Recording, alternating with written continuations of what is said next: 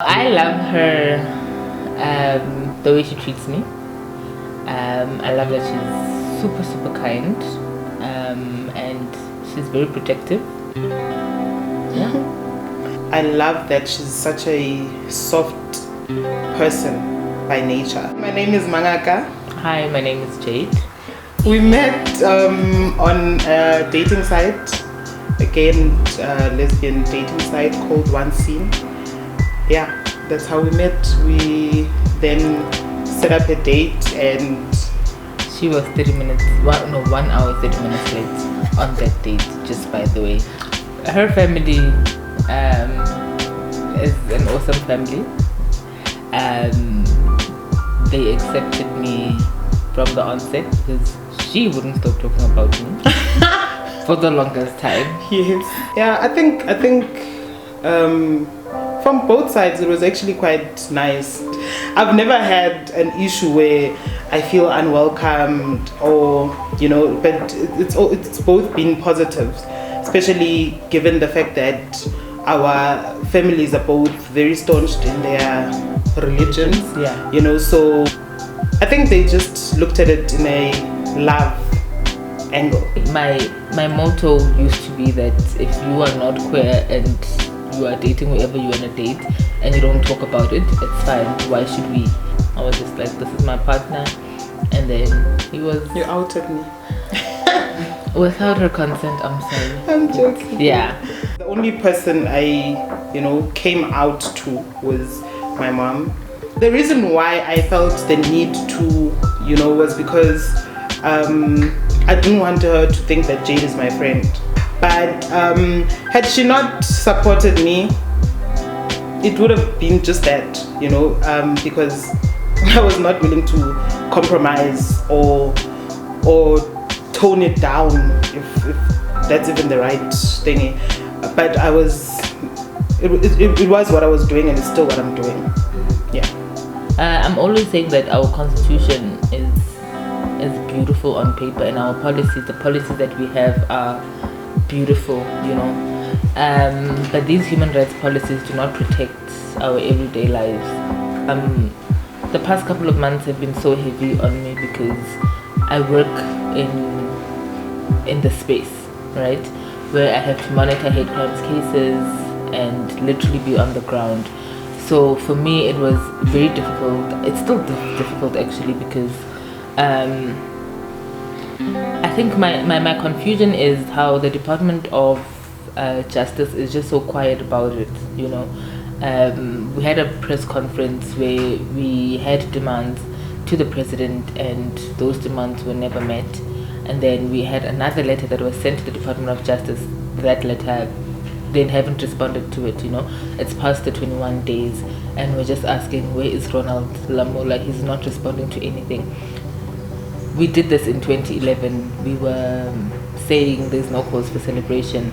We are here again in 2021, where a whole lot of people have been killed in just a couple of months, and that is devastating, because at this point I'm always telling her how scared I am, how hurt I am, and how angry I am, because when we go for a date now, we can't even, we have to think twice or 100 times before we could sneak in a kiss. It's very difficult to even hold hands in public, because we don't know if we could be next. Target.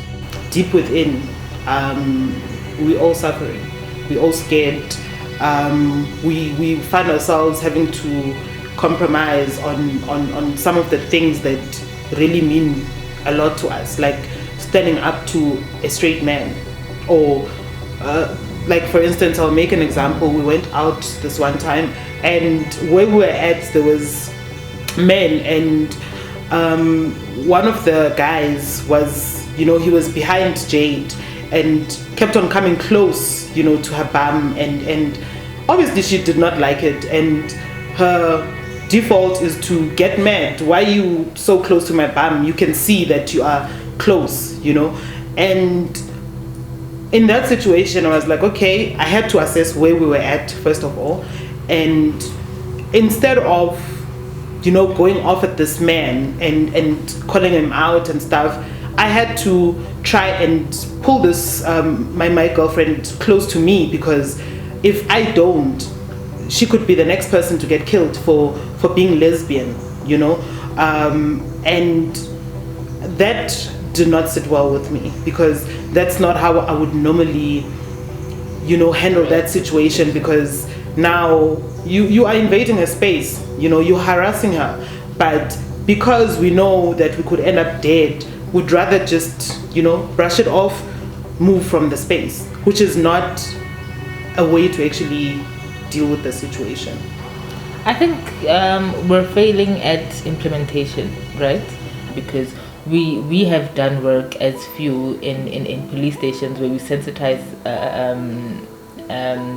SAPS, but you still find that there's secondary victimization within police stations. You know, when a queer couple comes in and their issue is intimate partner violence, they'd ask, why are two women together? They'd call each other and make a mockery of the couple. You know, when a gay guy would come into the police station and say he was harassed by a man or raped by a man, police would say, how does a man rape another man? It's impossible, you know. So I think we really lack implementations, and civil society is doing so much work, right? And all we need is really funding. I think we need the hate crimes bill to be signed into law, so that these murders that continue to go on do not carry on, you know.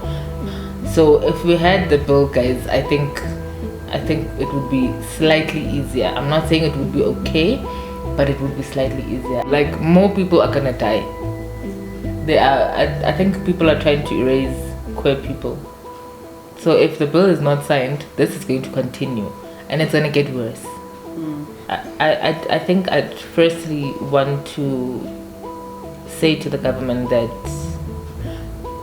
when we draft demands, they should honor those demands, right? And the president should actually read those demands. They should not leverage our pain and our hurt on public holidays.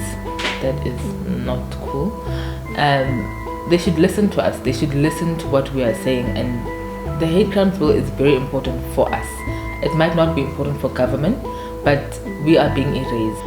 First starts with being human, you know. If you are straight, queer, or whatever, I don't think you should compromise on who you are just because the next person doesn't understand you. The next person does not need to understand you. You know, you need to understand yourself. My message would be that just spread love. You lose nothing out of it. For me, we need to go into the streets. We really need to be open massively, because this is going to continue. We need to infiltrate the union buildings. We need to directly speak to the president. We need to be visible. Visibility is really important. We need to go out with our rainbows, as much as it's rough out there, but we need to collectively work together and go into the streets and demand that the hate crimes bill is signed. My hopes and dreams for the queer community would be that we are seen, and that we don't have to I really dream of a time where we don't have to hide because of rejection, because of judgments. I dream of a time where I can kiss my girlfriend wherever, whenever, you know, without having to first suss out the, check, Guti, is it the right place, where we are all equal. Yeah.